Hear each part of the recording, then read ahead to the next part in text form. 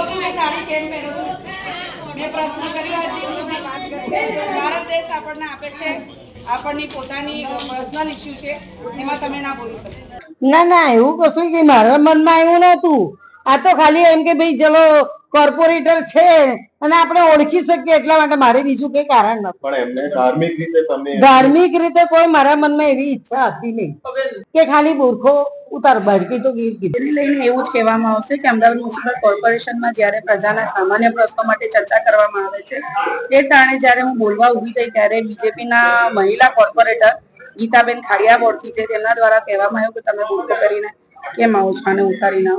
યોગી કહું મને તેવું મનમાં હતું ને કે બેન આટલું બધું સ્વરૂપ લઈ લેશે, ખાલી ઓળખવા માટે થઈને મેં કીધું મારા મનમાં કે મારે બીજો કોઈ વિચાર નથી. આજે હું બી પહેલા રહેતી હતી અમારે ત્યાં વિસ્તારમાં, મુસ્લિમ વિસ્તારમાં જ હું મોટી થઈ છું, એટલે મને કોઈ એવો વિરોધ કે મારા માટે કઈ એવું.